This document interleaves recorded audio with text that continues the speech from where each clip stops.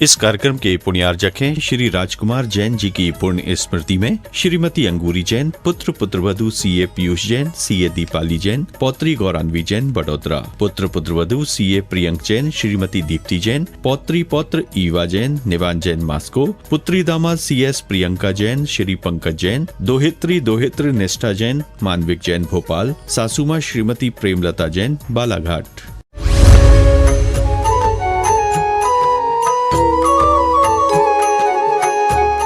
दस धर्मों की मणिमाला में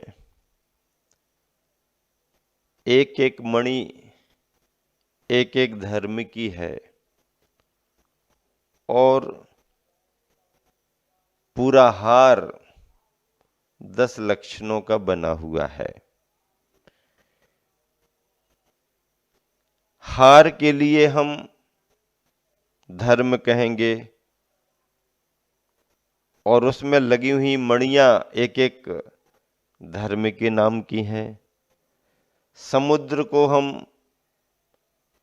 धर्म कहेंगे, उसमें उठने वाली लहरों के लिए हम एक एक नाम देंगे। पुष्प हमारा धर्म के रूप में है, पंखुड़ियां छमादिक 10 नामों को लेकर के हैं। पंखुड़ी पुष्पों से अलग नहीं है, मणियां और लहरें पुष्पों से अलग नहीं है, ये सब धर्म के अंग ही हैं। आज 10 धर्म के क्रम में उत्तम आकिंचन्य की बात चल रही है। किंचित अपि न वर्तते इति अकिंचन्यम, अकिंचन्यस्य भावो आकिंचन्यम। हमारा अपना कुछ भी नहीं है, मैं और मेरेपन का भाव भी मेरा नहीं है, बाह्य पदार्थ भी मेरे नहीं है। ऐसा जो मन का निर्विकल्प भाव है, आत्मा के स्वरूप की जो प्रतीति है, वह आकिंचन्य धर्म है। आकिंचन्य धर्म के बारे में कहा गया, संगी साथियों की बात तो दूर रहे, संगी साथियों की बात तो दूर है, मैं मेरा और तू तेरा की सूक्ष्म परिणति भी आत्मा को भारी बनाती है। क्या कहा? मैं मेरा, संगी साथियों की बात तो दूर है, मैं मेरा और तू तेरा की सूक्ष्म परिणति भी आत्मा को भारी बनाती है। खाली और हल्केपन की इस ऊर्ध्वगामी यात्रा में, खाली और हल्केपन की इस ऊर्ध्वगामी यात्रा में आकिंचन अकेली आत्मा ही मुक्ति को पाती है। मोक्ष की यात्रा में हल्का होना जरूरी है।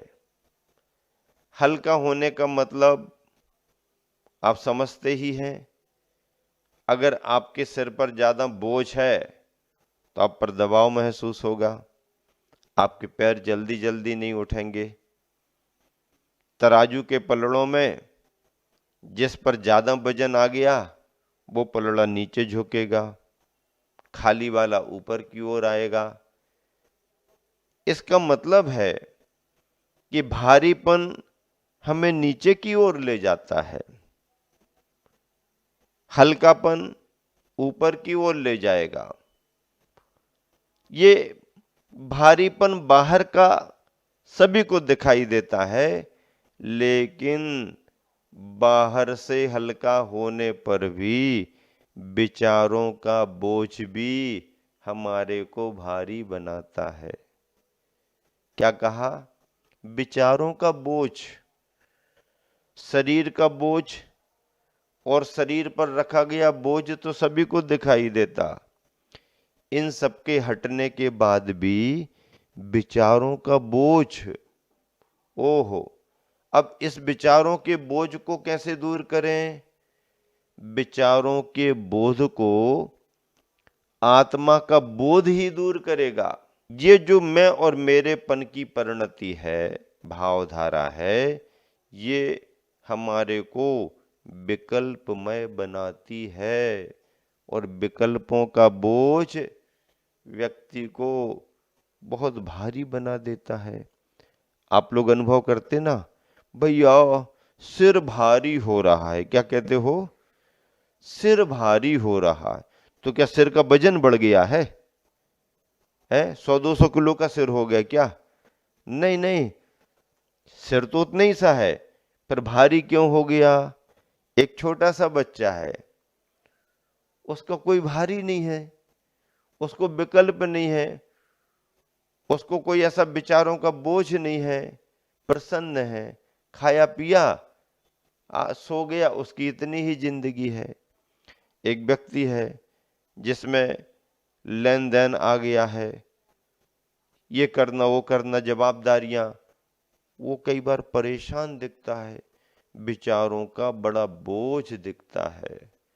भैया बड़े विकल्प हो रहे, विचारों में द्वंद्व चल रहा है और उसको कहते हैं सिर भारी हो रहा।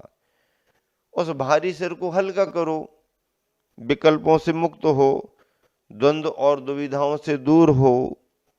इसके लिए सत्संग और सम्यक ज्ञान की जरूरत पड़ती है। देखो, संयोग और साथ, संयोग और साथ, जितना भी जो भी दिख रहा है, ये सब एक दूसरे के संयोग संबंध हैं।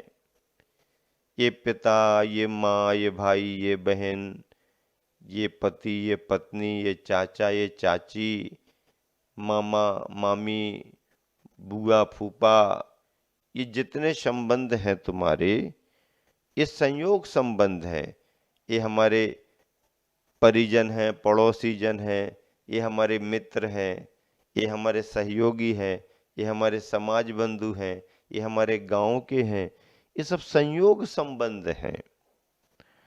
संयोग संबंध से भी विकल्प होता है। इस संयोग संबंध को ही हम साथ मान लेते, जबकि संयोग और साथ में बड़ा फर्क है। एक बच्चा गांव से शहर के लिए पढ़ने को गया, माता पिता ने भेजा है, मन से भेजा है। अब जब स्टेशन पर स्थिति देखी तो पिता को लगा भीड़ भाड़ बहुत है, जगह कैसे मिलेगी। मुश्किल से ट्रेन में बच्चे को जगह दिलाई। बहुत सारे लोग साथ में हैं, ट्रेन आगे बढ़ गई। अब वापस घर आए, बच्चे की मां ने पूछा क्यों, सब ठीक ठाक? हाँ, अच्छे से बिठा दिया, पैर रखने को जगह नहीं थी, भीड़ भाड़ बहुत थी, लेकिन बच्चा बैठ गया। अब दिन भर यूं ही निकला, शाम को उदास दिखे, अगले दिन फिर उदास दिखे, तो पूछ लिया क्यों, क्या बात है? अरे बच्चा अकेला गया है, इसलिए थोड़ी चिंता है। अरे आप तो कह रहे थे कि ट्रेन में पांव रखने को जगह नहीं थी, डब्बा पूरा भरा हुआ था, फिर कैसे कह रहे कि बच्चा अकेला गया? अरे वो ट्रेन में जो बैठे थे वो तो संबंध संयोग का था, साथ थोड़ी था। क्यों? जिसकी स्टेशन जहां आएगी वो उतर जाएगा, बच्चे को तो आखिरी तक अकेले ही जाना पड़ेगा। संयोग थोड़े समय को होते हैं, जिसका जहां स्टेशन आता है उतर जाते हैं। साथ देने वाला कौन है? संसार में कोई किसी का साथ देने वाला नहीं। घर परिवार के संबंध संयोग संबंध हैं, इन्हें समझो, इन्हें निभाओ भी, कि हम न किसी के, कोई न हमारा। पहला सूत्र क्या? हम न किसी के, कोई न हमारा। जो आया है सो जाएगा, जो आया है सो जाएगा, और जो बोओगे सो पाओगे, जो बोओगे सो पाओगे। इन सूत्रों का विचार भावना में निरंतर आता रहे तो एकत्व की भावना आएगी, और जो एकत्व अकेलेपन की भावना होती है इसी का नाम आकिंचन्य धर्म है। इसी को आकिंचन्य धर्म कहते हैं। और फिर इसे समझने के लिए देखो कैसे विकल्प आते हैं और कैसे विकल्पों को दूर करना पड़ता है। समझ लीजिए, एक सेठ जी हैं, उन्होंने अपना एक बहुत पुराना सेवक सेवा में रख रखा है। वह भी बहुत लंबी समय सेवा देने से सेठ जी का प्रिय हो गया। सेठ जी एक दिन व्यस्तता के कारण बाजार में थे। नौकर ने दोपहर को सफाई की और बहुत पुराने समय से रखी आई घड़ी उसके हाथ से छूट गई, फर्श पर गिरी और टूट गई, बिखर गई। समेट लिया उसने, एक तरफ रख दिया। डर मन में आ गया, गलती उसकी थी।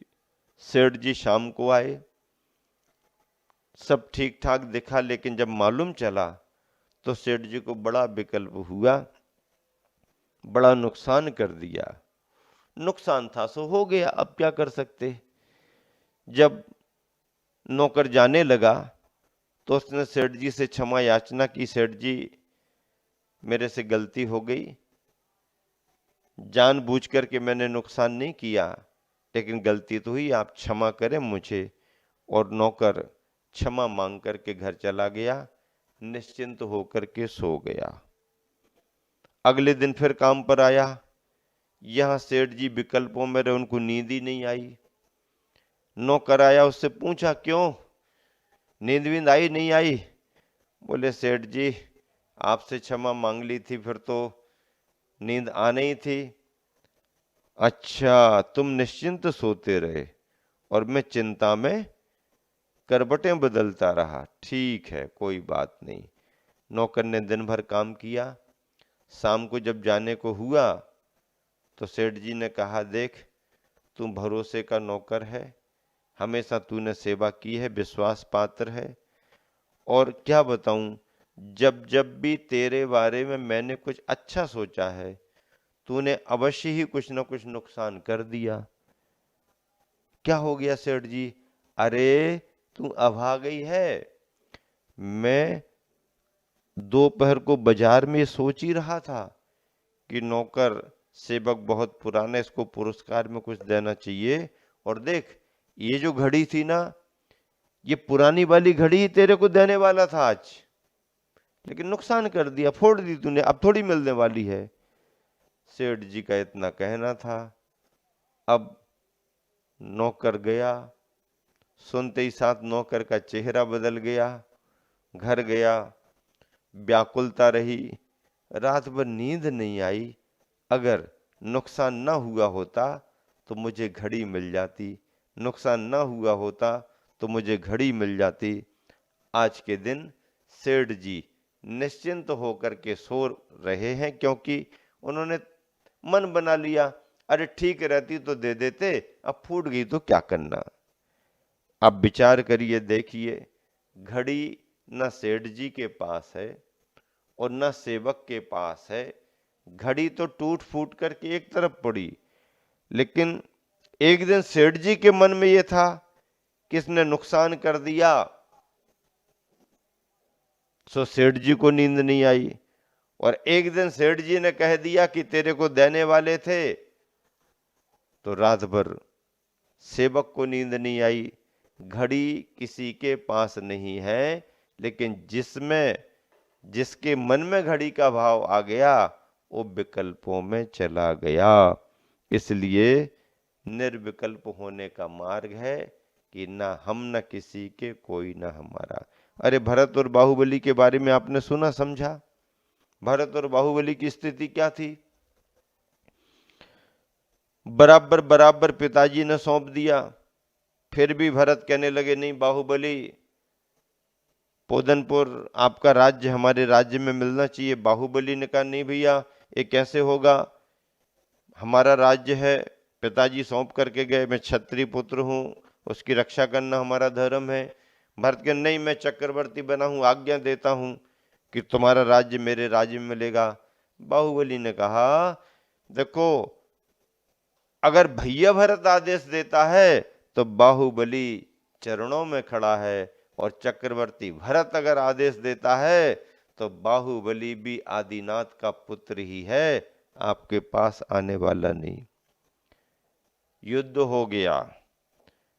युद्ध में बाहुबली ने भरत को हरा दिया, और जब बड़ा भैया हार गया तो बाहुबली के मन में विकल्प भी आया और विकल्प वैराग्य भी बना।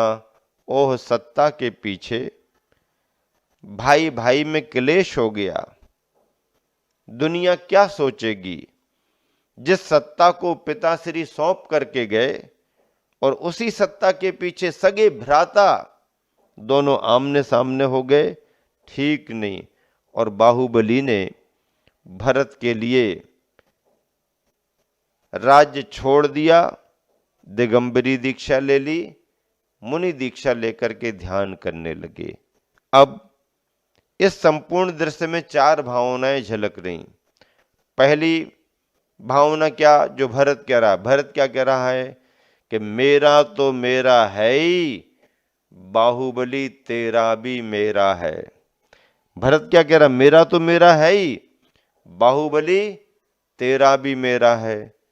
बाहुबली क्या कहता है, भैया तेरा तेरा है, मेरा मेरा है। नहीं, इस पर जब बात नहीं जमी, युद्ध हो गया और बैराग आया, तो बाहुबली क्या कहते हैं, भैया तेरा तो तेरा है ही, संतोष नहीं है तो मेरा भी तेरा है। और जब ध्यान में खड़े हो गए बाहुबली, तो क्या विचार करते हैं, अरे तेरा मेरा क्या विचार कर रहा हूं। और विचार करने लगे, ये ना तेरा है और ना मेरा है, ना तेरा है ना मेरा है, चिड़िया रैन बसेरा है, सुबह शाम का डेरा है। चिड़िया रैन बसेरा है, सुबह शाम का डेरा है। बंधुओं, ये आकिंचन धर्म की भावना है। ऐसा आकिंचन धर्म सभी के जीवन में आना चाहिए। 3 शब्द हैं, परिचय, परिणय और परिणाम। क्या 3 शब्द, परिचय, परिणय, परिणाम। परिचय क्या, मैं तू, मैं तू परिचय है, मैं तू परिचय है। फिर परिणय क्या है, मैं तू और तू मैं, परिणय। परिणय में क्या, मैं तू और तू मैं, ये परिणय हो गया। परिणाम क्या मिलेगा आगे, तू मैं, क्या मिलेगा, तू मैं।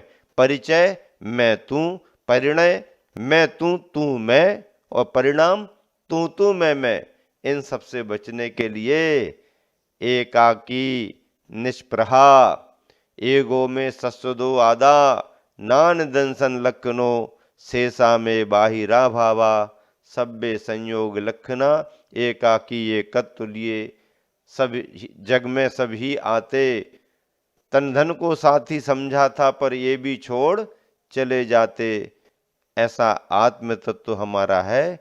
इस एकाकी आत्म तत्व को ही और उसी का ध्यान करने को, निर्विकल्प होने को आकिंचन धर्म कहा गया है।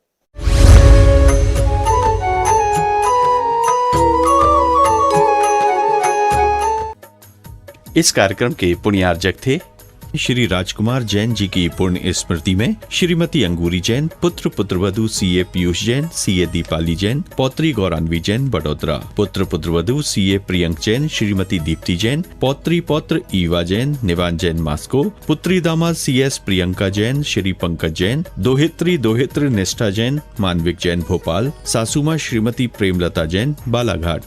जम्मू कश्मीर की आवाज